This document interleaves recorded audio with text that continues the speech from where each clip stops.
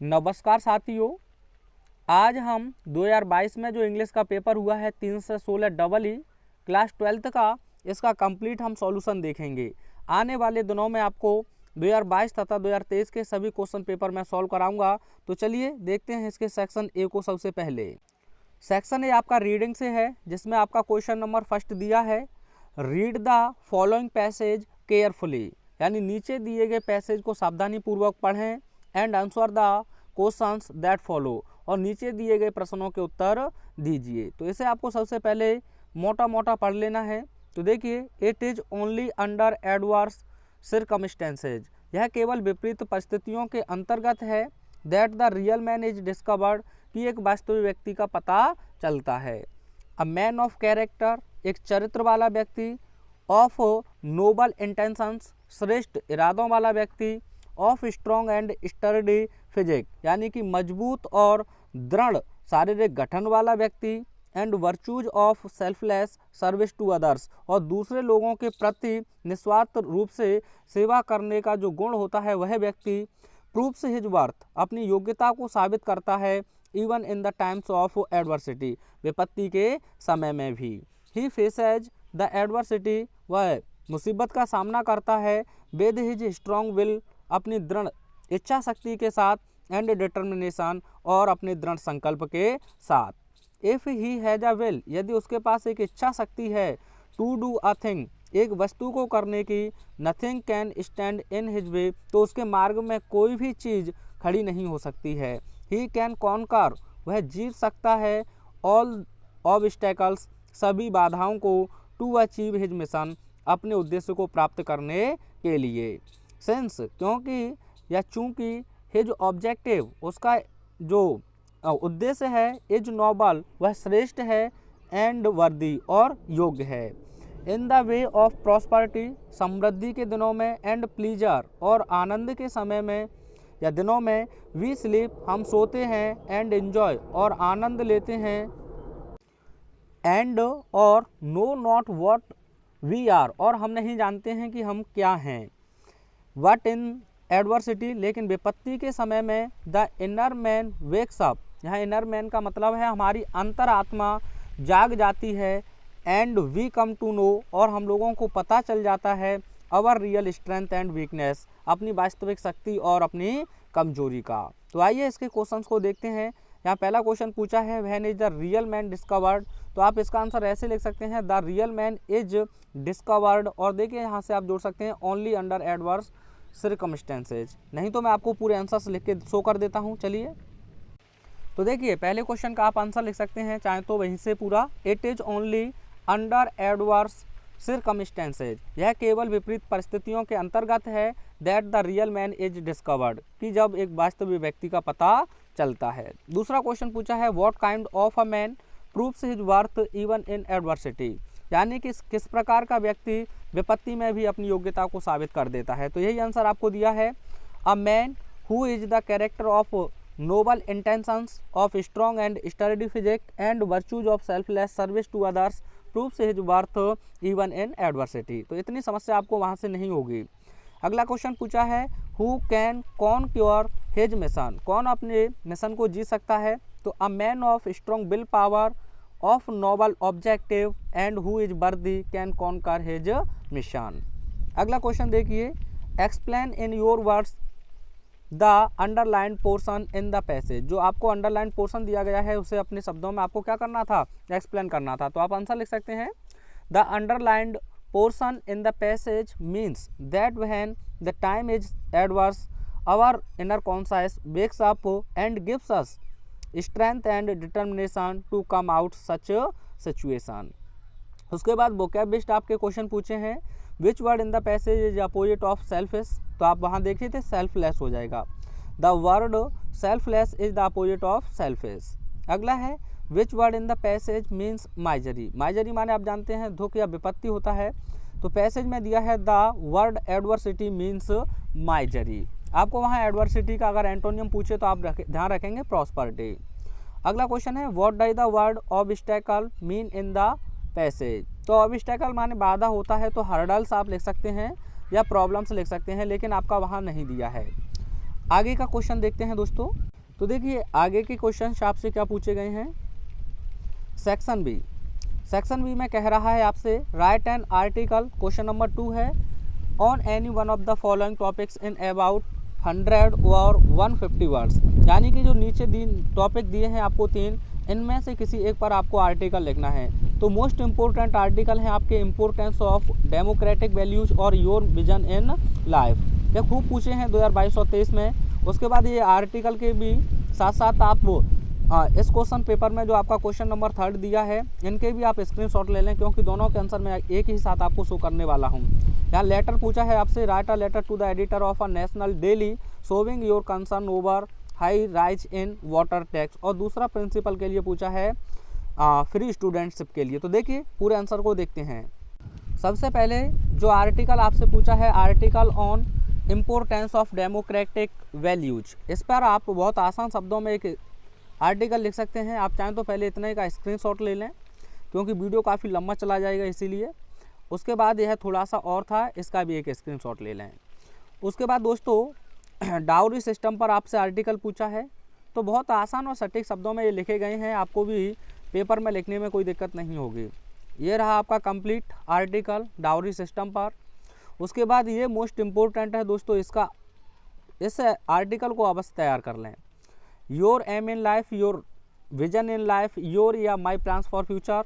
और ये काफ़ी सेट्स में आपको देखने को मिल जाएगा। यहाँ एक दो जगह पर मीनिंग मिस्टेक है। एक तो यहाँ जो गुफ लिख गया है, इसलिए आप यहाँ गुड लिख लें, और यहाँ समवन के साथ वांट्स रहेगा। यहाँ जो लिखा है समवन वांट टू बिकम, तो वांट्स रहेगा, ठीक है। ये सिंगुलर सब्जेक्ट है, इसके लिए एक्सट्रीमली सॉरी। आप स्क्रीनशॉट ले सकते हैं। उसके बाद यह है आप एडिटर के लिए किस प्रकार से एक लेटर लिखेंगे। तो सबसे पहले आपको अपना एड्रेस लिखना है, जैसे 201 कॉमा राजनगर, यहाँ नगर की स्पेलिंग सही कर लें, NAGAR, ठीक है, आगरा, मैं यहीं का निवासी हूँ। उसके बाद 15 जनवरी कॉमा लगाकर आप लिख देंगे 2023। उसके बाद आप रिसीवर एड्रेस लिखेंगे, जैसे टू द एडिटर, वहाँ आपको न्यूज़पेपर का नाम दिया है नेशनल डेली, तो आप यही लिख देंगे। प्रकाशित होता है न्यू दिल्ली, आप लिख सकते हैं। सब्जेक्ट आपको वहीं देखने को मिल जाएगा, high rise in water tax. उसके बाद सैल्यूटेशन आप लिखेंगे डियर सर या ऑब्लिक लगाकर डियर मैम। अब यहाँ आप एडिटर के लिए लिख रहे हैं, तो आपकी ये कुछ फिक्स लाइन है। Through the columns of your esteemed newspaper, आपके सम्मानित अखबार के कॉलमों के माध्यम से I would like to draw the kind attention of the concerned authorities towards the fact of rising high price in water tax, ठीक है। तो इस प्रकार से आपकी कुछ फिक्स लाइन है, इन्हें आपको लिखना ही है। उसके बाद ये थोड़ा सा स्क्रीनशॉट ले लें, यहाँ से ये भी लाइन आपकी एडिटर के लिए फिक्स है, इन चीज़ को भी माइंड कर लें, ठीक है। तो आपको बीच में आ जाए तो बहुत बेहतरीन है। उसके बाद यह कंप्लीट होता है। अब यह आपको प्रिंसिपल के लिए जो पूछा है, बहुत आसान है, मैंने कई बार इसे समझाया है, आपने वैसे नोट डाउन कर लिया होगा, लेकिन अगर पहली बार देख रहे हैं तो स्क्रीनशॉट लेके तैयारी कर सकते हैं। आइए उसके बाद आपका जो पेपर है उसे देखते हैं। तो आगे सेक्शन सी में आपसे कह रहा है क्वेश्चन नंबर 4 के अंतर्गत choose the correct option to answer the following questions. आपको सही आंसर अपनी नोटबुक में मेंशन करना है। तो the country ruled by a king, यानी एक राजा के द्वारा किया जाने वाला शासन, क्या कहते हैं उसे, डेमोक्रेसी, मोनार्की, मैट्रियार्की या ओलिगार्की। तो दोस्तों डेमोक्रेसी आप जानते हैं, a government of the people, by the people and for the people, उसे डेमोक्रेसी कहते हैं, यानी लोकतंत्र। मोनार्क आपका आंसर बिल्कुल सही है, मोनार्क माने राजा होता है, तो मोनार्की हो जाएगा। मैट्रियार्की यानी कि कंट्रोल ऑफ अ मदर, उसे आप मैट्रियार्की कहते हैं। Oligarchy a government of few people, यानी कि कुछ लोगों की जो सरकार होती है उसे ओलिगार्की कहते हैं। इम्पोर्टेंट होमोफॉर्म्स में आपको वन वर्ड और दिखा दूंगा। उसके बाद आपसे फ्रेज पूछा है एट अ स्ट्रेच मीन्स। तो एट अ स्ट्रेच का मतलब होता है यानी कि निरंतर रूप से, तो आप लिखेंगे कॉन्टिन्यूअसली। क्या लिखेंगे, कॉन्टिन्यूअसली। तो ऑप्शन नंबर आपका सेकंड सही होगा। वेरी फास्ट या रैपिडली के लिए आप लिख सकते हैं, बहुत तेज़ी से होता है, तो इसके लिए इडियम या फ्रेज बना सकते हैं। बाई लीप्स एंड बाउंड्स, यहाँ सिनोनिम्स आपसे पूछा है लॉर्डेबल माने होता है प्रशंसना या प्रशंसनीय, तो प्रेज वर्दी आपका आंसर सही हो जाएगा। One should not abuse his father, which word in this sentence is an error. तो आप जानते हैं दोस्तों, वन जब जनरल सेंस में होता है तो वंस पजेसिव एडजेक्टिव रहेगा, क्या रहेगा, वंस। तो यहाँ हिज में गलती है तो आपका जो गलत है वही सही है, तो सेकंड ऑप्शन आपका सही है क्योंकि गलत ही पूछा है। The antonym of stale is, stale माने वासी होती है, तो इसके लिए आप लिख देंगे फ्रेश यानी कि ताज़ा।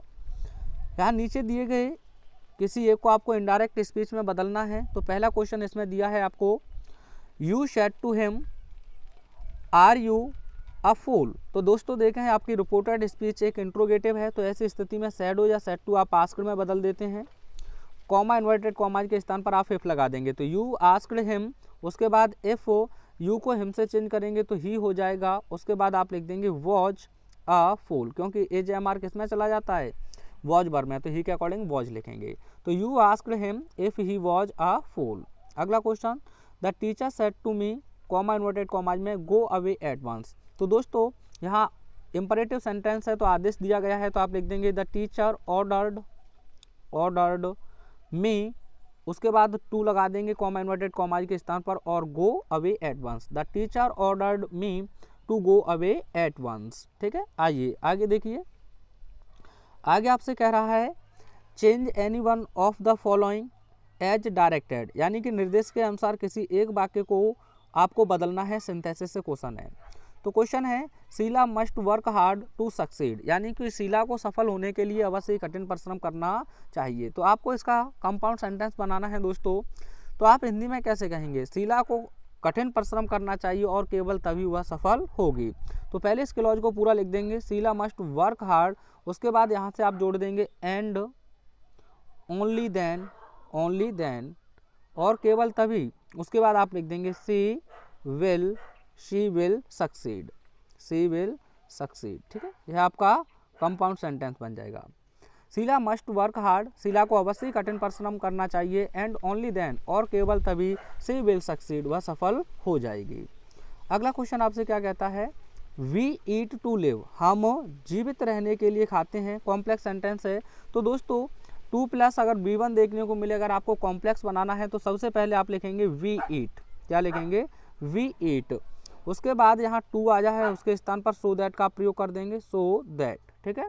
उसके बाद जो सब्जेक्ट है उसी सब्जेक्ट को लिखेंगे, तो यहाँ वी आ जाएगा, लेकिन प्रोनाउन रूप में अगर रवि होता तो आप ही लिख देते, अगर कोई फेमिनाइन होता तो आप सी लिख देते, ठीक है। उसके बाद यह टेंस प्रेजेंट में है तो आपको सब्जेक्ट के बाद मे का प्रयोग करना है, अगर यह पास्ट में होता तो आप माइट लगा देते, उसके बाद V1 लिख देंगे तो लिव हो जाएगा, सॉरी।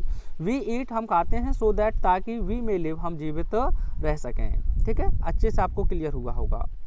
आगे देखिए अगला क्वेश्चन आपसे कहता है किसी एक को निर्देश के अनुसार ही बदलना है, तो switch off the fan, passive voice बनाना है, तो इंपरेटिव सेंटेंस है, सबसे पहले आपको लिखना होगा लेट, उसके बाद आप लिख देंगे द फैन, उसके बाद आप लिख देंगे वी स्विच्ड ऑफ। जैसे ओपन द डोर किस प्रकार से बनाएंगे, let the door be open, इसी प्रकार से बन जाएगा। अगला क्वेश्चन है every rose has a thorn. दोस्तों जब एवरी के बाद आपको नाउन दिया हो तो आपको ध्यान रखना है, सबसे पहले आप लिखेंगे देयर, क्या लिखेंगे, देयर, ठीक है। सबसे पहले आप लिखेंगे देयर, उसके बाद एज लिख देंगे आप यहाँ देयर एज, इसके बाद आपको नो लिखना है, जो आपका नाउन है उसे लिख देंगे आप देयर एज नो, रोज है तो रोज लिख देंगे, उसके आप विदाउट का प्रयोग करेंगे, किसका प्रयोग करेंगे, विदाउट का, ठीक है। अब विदाउट के बाद जो दूसरा नाउन दिया है तो अ थॉर्न, यह लिख दिया जाएगा, तो आपका आंसर होगा there is no rose without a thorn, यानी कि बिना कांटे के कोई भी गुलाब नहीं है। एक क्वेश्चन आपके लिए है एवरी गैन हैज रिस्क, इसे कमेंट में बनाना है। अगला क्वेश्चन आपसे कहता है किसी एक सेंटेंस को करेक्ट करना है, तो 5 शीप्स आर ग्रेजिंग। तो दोस्तों शीप हो गया और डियर हो गया, यह हमेशा सिंगुलर और प्लूरल फॉर्म में एक समान होते हैं, इनमें एस लगाने की हमें आवश्यकता नहीं है, तो आंसर होगा 5 शीप आर ग्रेजिंग, एस को आप हटा देंगे, ठीक है। अगर यहाँ 1 शीप होता तो एज रहता, इससे हमें कोई लेना देना नहीं है। अगला question his spectacles as new. दोस्तों स्पेक्टिकल्स हो गया, सीसर्स हो गया, ट्राउजर्स हो गया, टोंग्स हो गया, शूज हो गए, अगर यह प्लूरल फॉर्म में ही रहते हैं क्योंकि ये पेयर में हैं, तो इसीलिए प्लूरल हेल्पिंग वर्ब का यूज करेंगे तो आर हो जाएगा, क्या हो जाएगा, आर। कभी कभी आपसे क्वेश्चन पूछ सकता है माई ट्राउजर इज डर्टी, तो एक तो माई ट्राउजर्स रहेगा और आर हो जाएगा, ठीक है। उसके बाद यहाँ होमोफॉन्स हैं, तो वॉर्न और वॉन, चेक एंड चेक, दोनों को अलग अलग आप सर्च कीजिए, बहुत इंपॉर्टेंट आपको यहाँ होमोफॉन्स साथ ही साथ मिल जाएंगे, ठीक है। और यहाँ जो ट्रांसलेशन दिया है, पहले ही सेंटेंस को यूट्यूब पर बोल के सर्च कर लें। हमें पालतू और मूक पशुओं की तरह किसी के पीछे नहीं चलना चाहिए। टॉप पर आपको वीडियो देखने को मिल जाए, वहाँ अच्छे से समझ लें, क्योंकि यहाँ इतना अच्छा हो नहीं पाएगा, वीडियो काफ़ी लंबा चला जाएगा। अब इंपॉर्टेंट क्वेश्चंस देखते हैं आपके जो सेक्शन डी से हैं। तो देखिए पहला ही मोस्ट इंपॉर्टेंट क्वेश्चन है, what did हैमल say about the language and its importance, यानी कि हैमल ने भाषा के बारे में और इसके महत्व के बारे में क्या कहा। कभी कभी इसी क्वेश्चन को आपसे यहाँ अबाउट द फ्रेंच लैंग्वेज पूछ सकता है, तो परेशान नहीं होना है। तो आइए इनके सभी के आंसर देख लेते हैं, क्वेश्चन को अच्छे से समझ लें आप। तो देखिए आप आंसर लिखेंगे, हैमल सेड अबाउट द लैंग्वेज, यानी कि जो मिस्टर एम हैमल थे उन्होंने भाषा के बारे में कहा, एंड इट्स इम्पोर्टेंस और इसके महत्व के बारे में कहा, that French was the most beautiful language in the world, कि जो फ्रेंच भाषा है वह संसार में सबसे सुंदर भाषा है, द क्लियरेस्ट सबसे स्पष्ट भाषा है, एंड द मोस्ट लॉजिकल और सबसे तर्कसंगत भाषा है। ही टोल्ड देम उन्होंने उनसे कहा, दैट कि they must guard their language among them, कि उन्हें अपने बीच में अवश्य ही अपनी भाषा को सुरक्षित रखना चाहिए।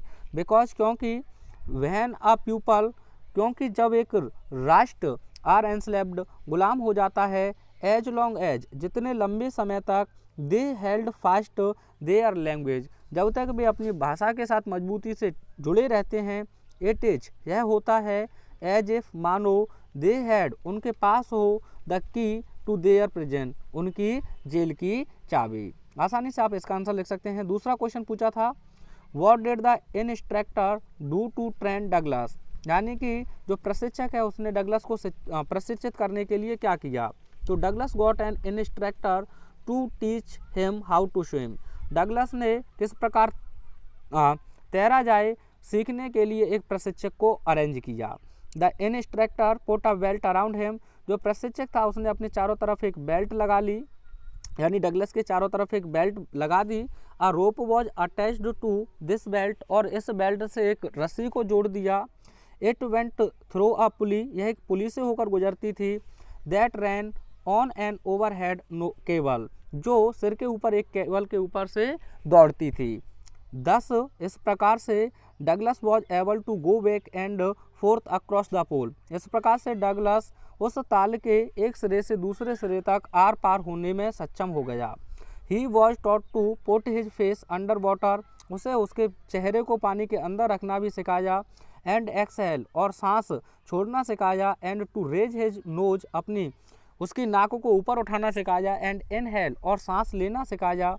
ग्रेजुअली धीरे धीरे Douglas sad his fear of water, धीरे धीरे डगलस ने अपने पानी के भय को समाप्त कर दिया। इन दिस वे इस प्रकार से द इंस्ट्रक्टर ट्रेंड हिम, यानी कि जो प्रशिक्षक था उसने डगलस को प्रशिक्षित किया। अगला क्वेश्चन यह पूछा है, मोस्ट इंपोर्टेंट क्वेश्चन है, why did the peddler consider the world as a rat trap, यानी कि जो फेरी वाला था वह इस पूरे संसार को एक चूहेदानी की तरह क्यों सोचता है। आप चाहें तो स्क्रीनशॉट ले लें, ये सिंपल क्वेश्चन है दोनों, यह भी मोस्ट इंपोर्टेंट क्वेश्चन है। Why did Saheb join the job at the milk booth, दोनों के आप स्क्रीनशॉट ले सकते हैं। उसके बाद लॉन्ग क्वेश्चन आपसे पूछा है, अच्छा क्वेश्चन है, इसका भी एक स्क्रीनशॉट ले लें आप। और इसके बाद यह तो मोस्ट इंपोर्टेंट क्वेश्चन है, इसे तो आपका 2023 में भी पूछा गया है। आई होप वीडियो को पॉज करके आसानी से स्क्रीनशॉट ले सकते हैं।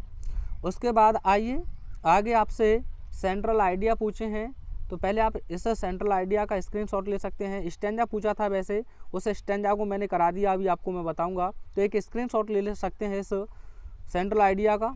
उसके बाद इसका भी एक स्क्रीनशॉट ले सकते हैं आप। बहुत सिंपल और आसान शब्दों में लिखे हैं। इन 3 सेंट्रल आइडिया को तैयार कर लेते हैं तो 2024 में मैं आपको गारंटी के साथ कह सकता हूं इन 3 में से एक आपको अवश्य देखने को मिलेगा। और ना आए तो आप वीडियो पे कमेंट करके अवश्य बताएं कि सर आपने जो कहा था वह नहीं आया है, ठीक है। उसके बाद आइए सप्लीमेंट्री रीडर से आपके मोस्ट इंपोर्टेंट क्वेश्चन पूछे गए हैं ये, तो इनके भी आप स्क्रीनशॉट ले लें। दोनों मोस्ट इंपोर्टेंट क्वेश्चन है, पहला तो कई बार पूछा गया है 2022 और 23 में। उसके बाद यह देखिए 2 मोस्ट इंपोर्टेंट शॉर्ट क्वेश्चन, दोनों ही कई बार पूछे गए हैं ये। 2023 की भी मैं बात कर रहा हूँ, 22 को तो छोड़िए। बहुत आसान शब्दों में है, आप आसानी से इन्हें स्क्रीनशॉट लेके तैयार कर लें। यह एक लॉन्ग क्वेश्चन है, यह भी अच्छी तरीके से पूछा गया है 2022 और 23 में। अब चलते हैं उस स्टैंजा को जो आपको पूछा गया है। देखिए यह स्टैंजा आपसे पूछा गया है दोस्तों, आपको करना क्या है, इसमें जो आपका पहला क्वेश्चन पूछा है ना, what is the title of the poem from which the above extract has been taken, who is the composer of the poem. इसी को लेके सर्च कर लें, यूट्यूब पर आप सर्च करना तो जानते होंगे, इसी को सर्च कर लें, आपको पूरा अच्छे से मैंने एक्सप्लेन किया है, ये सभी चीज़ें आपको देखने को मिल जाएंगी। ये सेंट्रल आइडिया मैंने आपको करा दिए हैं दोस्तों, ये आपके क्वेश्चन थे जो मैंने आपको करा दिए हैं। वीडियो कैसा लगा कमेंट का हम बेसब्री से आपका इंतज़ार करेंगे। तो देखिए यह क्वेश्चन थे, इसमें यह रह गया है, how did doctor सदाउ save the life of the American war prisoner. चलिए इस क्वेश्चन को भी मैं आपको शो कर देता हूँ। तो दोस्तों जो आपका अंतिम क्वेश्चन पूछा गया है उसका भी एक स्क्रीनशॉट आराम से ले सकते हैं। और किस चीज़ की हमें वीडियो में इम्प्रूव करने की आवश्यकता है वह कमेंट में अवश्य बताएंगे। मिलते हैं नेक्स्ट वीडियो में। Thanks for watching.